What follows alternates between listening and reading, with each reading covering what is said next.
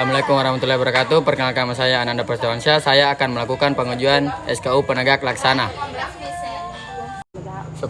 Dapat menampilkan salah satu jenis kesenian daerah yaitu alama sea-sea. Alama sea-sea mua tauna ompori sasakale. Nasabari watu baicu na de meman na angka na guru. Baicu tamitu nawadi sisenareko matowani masusani. Nasaba maraja nawana-wani anrenge poletoni kutuwe. 11. Dapat menjelaskan sebagian isi AD dan ART Gerakan Pramuka kepada Ambalan. Faktor yang melatar belakangi penyusunan AD dan ART Keputusan Presiden RI nomor 24 tahun 2009 dan SK Kuarnas.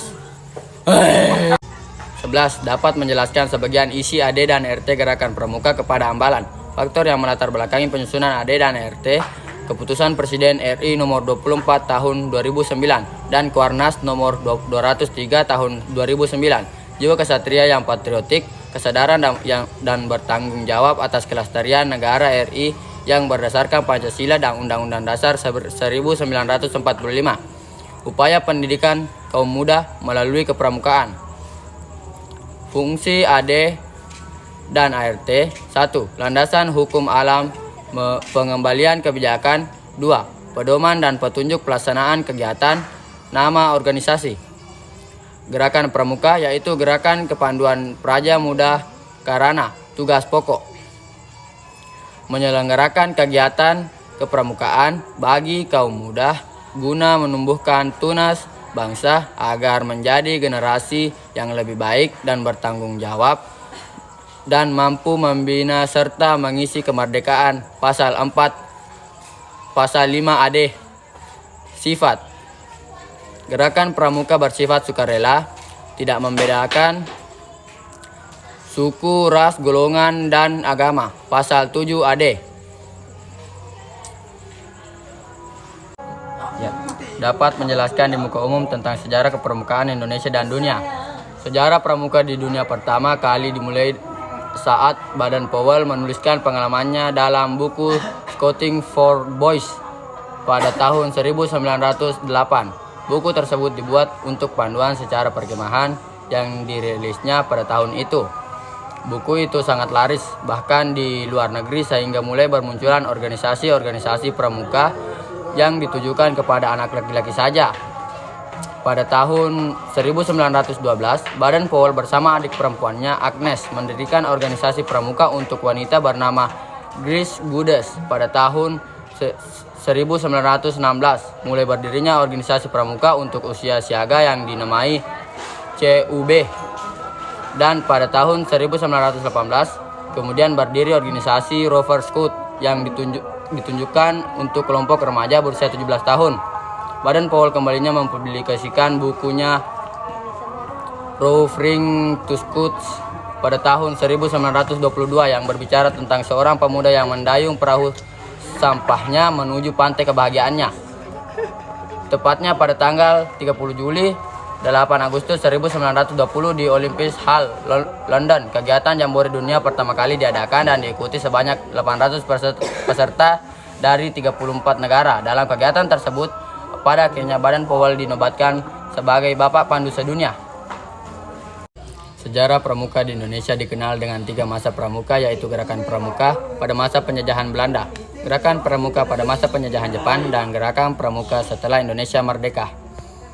Pertama, Gerakan Pramuka pada masa penjajahan Belanda di Indonesia bernama Nederland atau NIPV, atau dalam bahasa Indonesia dikenal Persatuan Pandu-Pandu Hindia Belanda.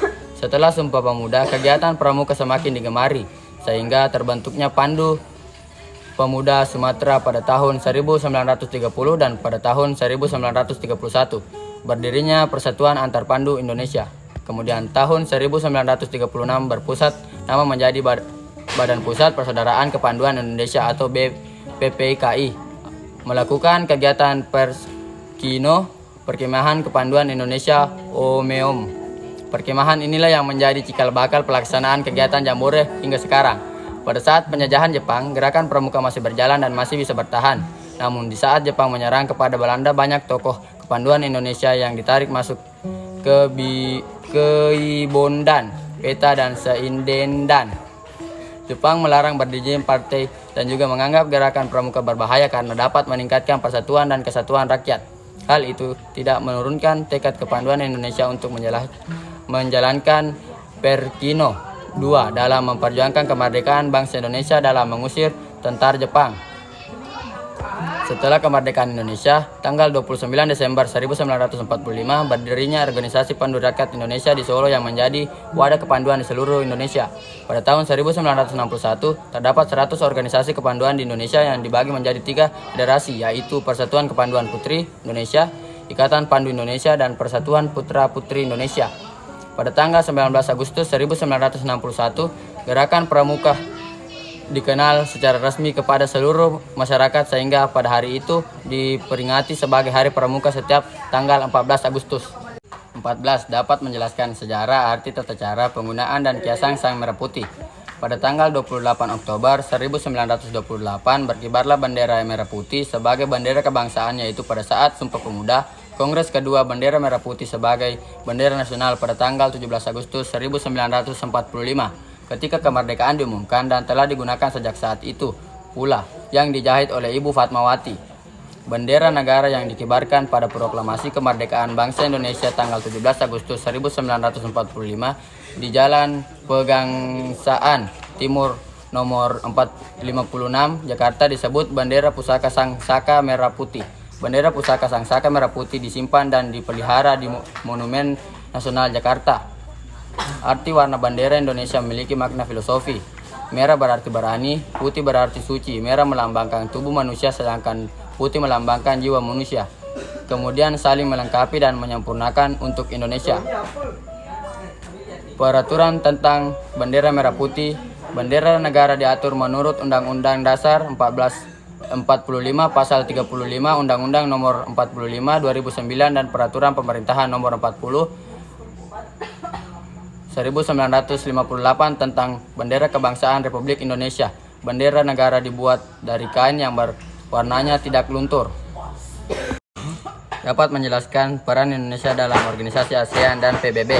Peran Indonesia dalam ASEAN. Sebagai salah satu negara pendiri ASEAN pada tahun 1967, Indonesia memiliki peranan penting dalam menjaga stabilitas dan kerjasama antar negara-negara Indonesia ASEAN. Indonesia juga menjadi tuan rumah ASEAN Summit dan berbagai pertemuan tingkat tinggi lainnya dalam rangka memperkuat kerjasama di antara anggota ASEAN. Selain itu, Indonesia turut aktif dalam berbagai kegiatan di bidang ekonomi, politik, keamanan, dan sosial budaya di ASEAN. Indonesia juga memiliki kontribusi penting dalam memajukan pembangunan dan integrasi ekonomi di ASEAN melalui pelaksanaan berbagai program kerjasama seperti ASEAN Economic Community atau AEC dan bertujuan untuk menciptakan pasar tunggal dan basis produksi yang lebih kuat di Asia Tenggara. Peran Indonesia dalam PBB. Sebagai anggota tetap Dewan Keamanan PBB dan salah satu negara yang terlibat aktif dalam kegiatan PBB, Indonesia memainkan peran penting dalam menjaga kedamaian dan keamanan dunia serta mempromosikan kesejahteraan global. Indonesia terlibat dalam berbagai misi PBB di seluruh dunia, seperti dalam penyelesaian konflik di Timur Leste, Afghanistan, dan Lebanon. Indonesia juga terlibat dalam kegiatan penjaga perdamaian PBB di berbagai negara seperti di Sudan, Liberia, dan Kongo. Selain itu, Indonesia juga turut memperjuangkan isu-isu global yang penting dan berbagai forum PBB seperti isu perubahan iklim, penanggulangan bencana alam, dan hak asasi manusia.